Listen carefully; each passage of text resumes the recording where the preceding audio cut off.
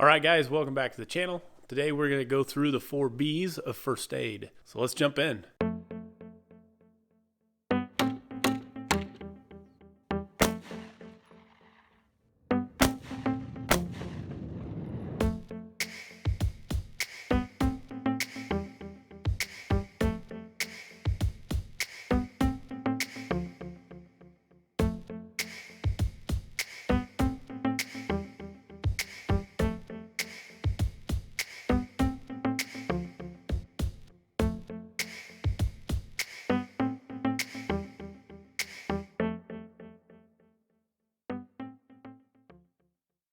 Okay, guys, so as I said, we're going to go through the 4 B's of first aid today.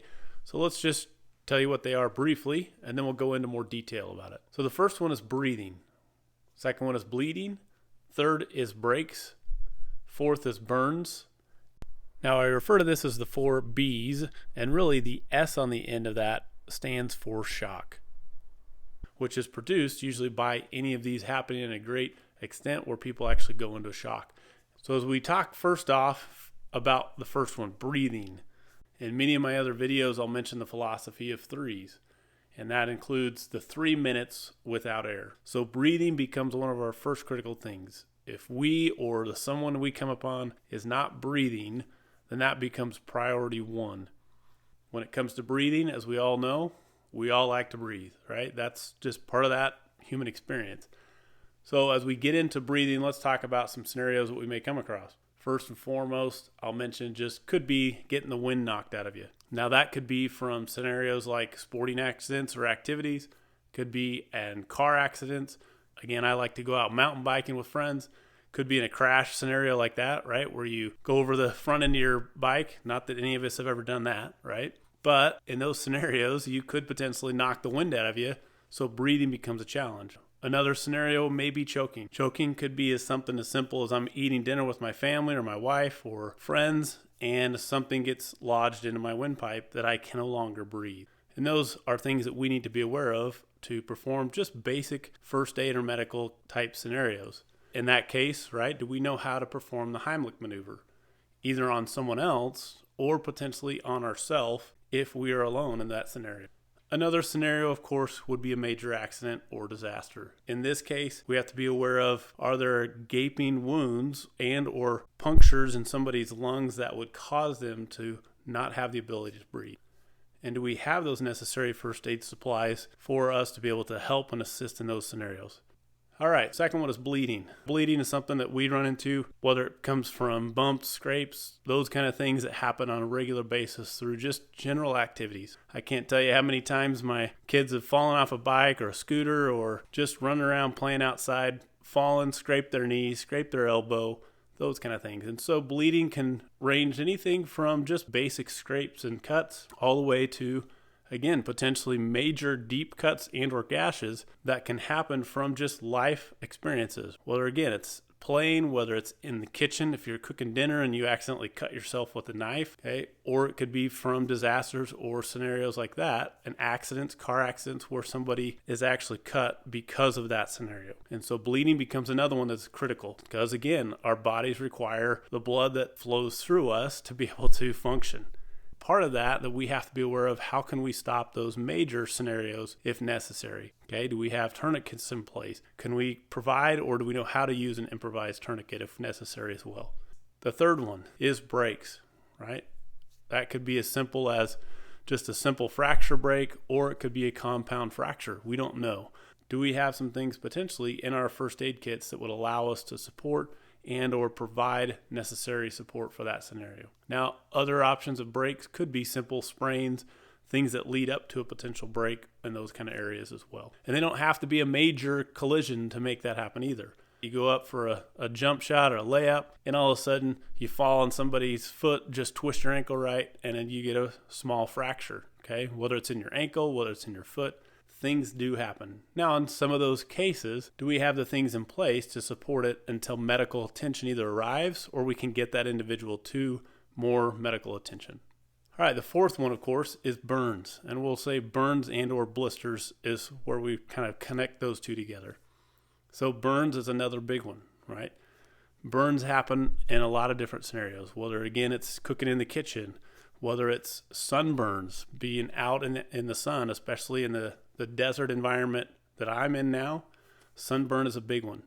And a lot of people don't think about, even in their first aid kit, potentially having things for sunburn, whether that be aloe to be able to provide some relief from that sunburn, whether it be having sunscreen in those kind of scenarios as well.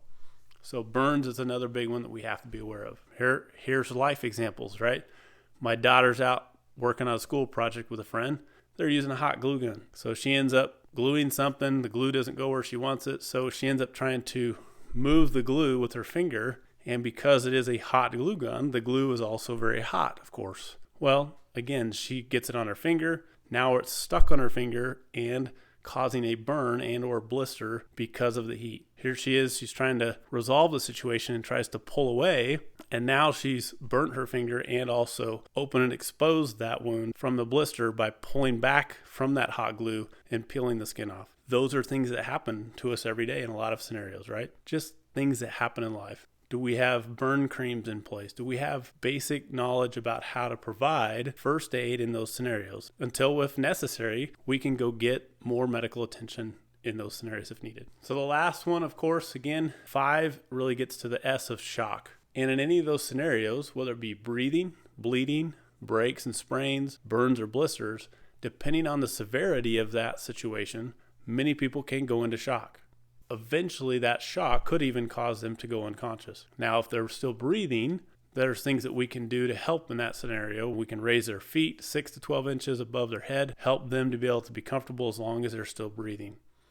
So if we come upon a car accident where someone's going into shock, someone's frantically pacing around, some things that we can do is just to be able to come up and calmly talk to them, ask them how they're doing, ask them if they're injured in any other way, help to calm them so that they don't go into a greater shock scenario. Now, in severe shock situations, their body may actually struggle to regulate their temperature, and they'll actually start shaking, they'll feel cold, and so having some things in your first aid kit like a bivy sack and or just a simple space blanket or Mylar blanket to allow them to cover up and to control their body temperature are basic things that we can have also available to us. Okay, so those cover the B's of the first aid. Let's talk through some philosophies now of how we can build for those scenarios around us.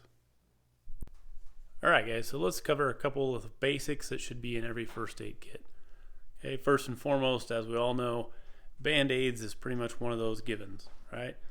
Anything for scrapes, scratches, cuts, those kind of things are always going to be one of your first things. And I would suggest you get one of these variety packs where you've got multiple options for sizes, types, depending on what you want to use. And then you can divide that up among different first aid kits and uses. You may also want some larger ones depending on what your use case or need is. And then if you've got kids, it's always fun to have some options. That way, again, if you've got it in your glove box or things, sometimes just a Band-Aid will solve a lot of things in those scenarios. So next, let's discuss cleaning options. Anytime you get a scratch or a scrape or a cut, you want to be able to have the option to clean it out where possible. Now, that could be as simple as just using a bottle of water to rinse it out, or you could also have some options here where you've got alcohol pads, you've got cleaning wipes, you've got iodine pads, or you've just got wet wipes or other options depending on what you have available. But some way to be able to clean a wound is always a good thing to have in your first aid kit. Now, as any of us know, alcohol prep pads are not the best option for an open wound.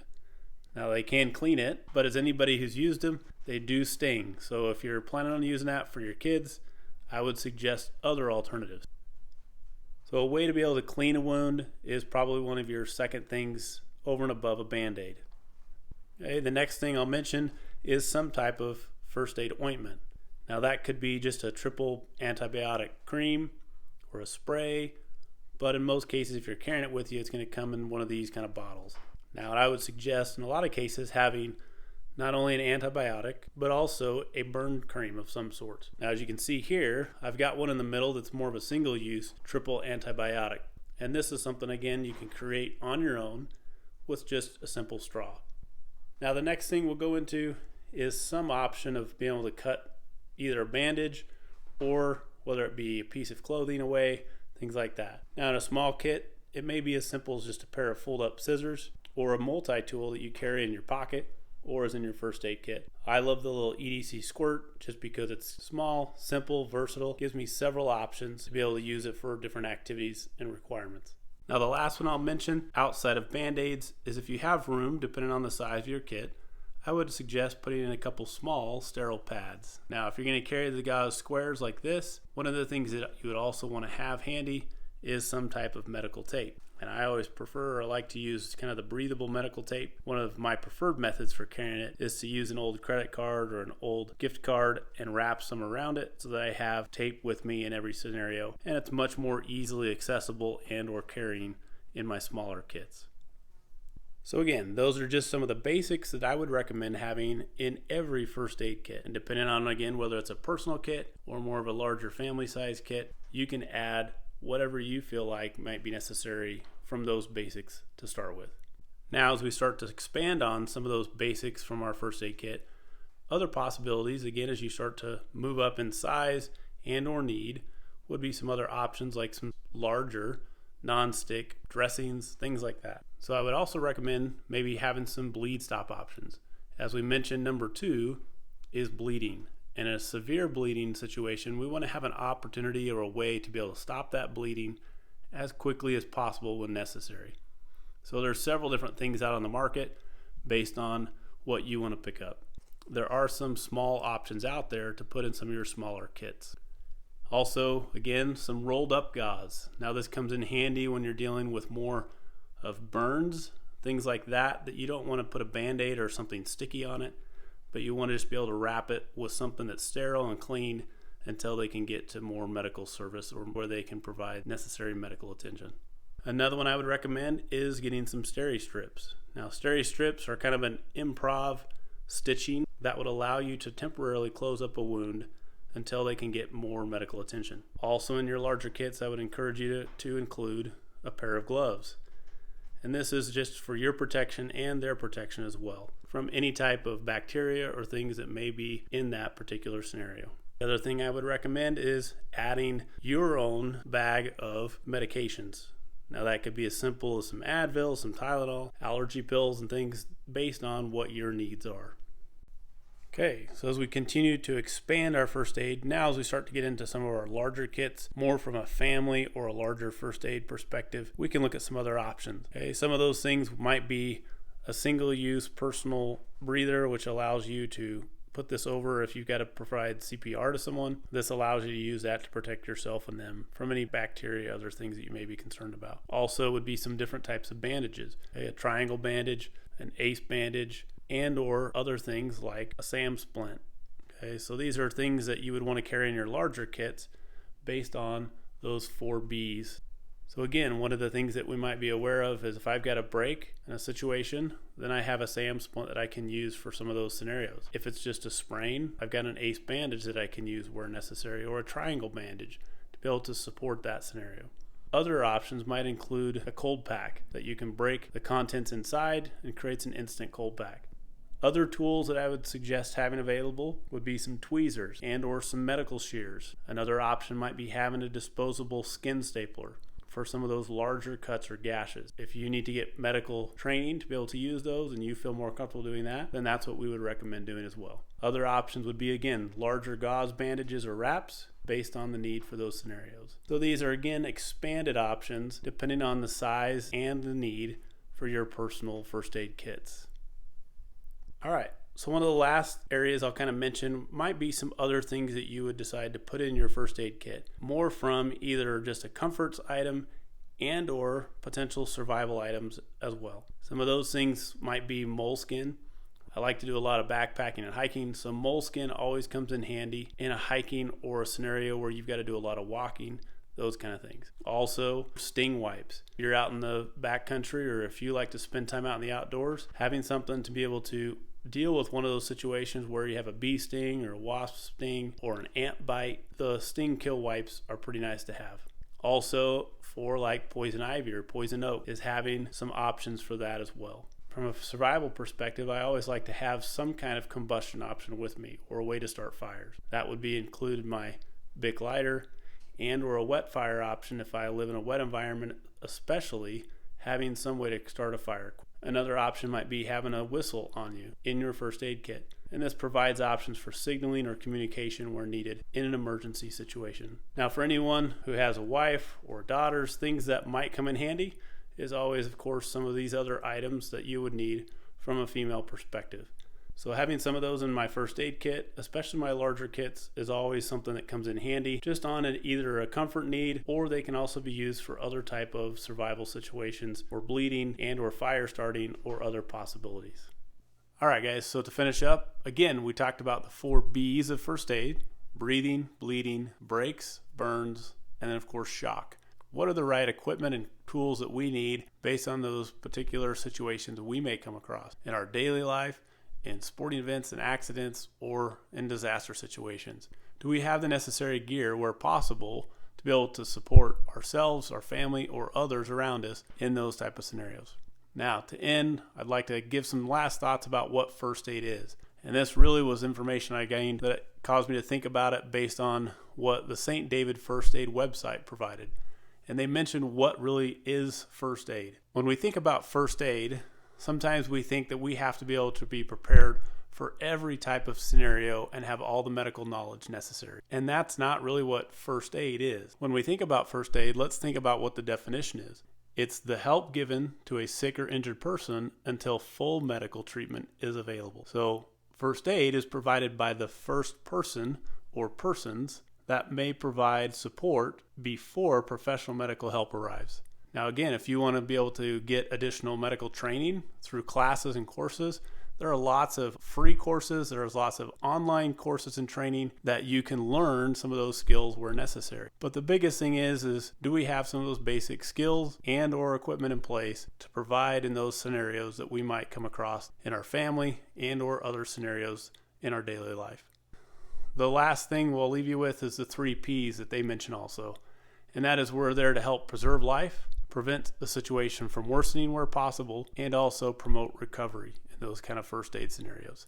I've provided links to some of these kits that can be purchased and or some of the other individual equipment that could be purchased to add to your kits based on your needs and your budget scenarios. Please feel free to add comments down below if you'd like to find out more details and information on any of the equipment that you saw in this video or other equipment that we might be able to purchase and provide reviews and information to you on for you and your family. Also, feel free to go to our website at prepityourself.com for further downloads and information on this and other preparedness and self-reliance information. Thanks again, guys, for joining us for this video. I hope you got some great information that will help you and your family in some of those first aid scenarios that you may come across in your environment and in your daily life. Please hit that thumbs up, hit that like button, and subscribe. That way we can continue to provide additional content and training and information for you and your family to prepare yourselves for those type of scenarios that we may come across.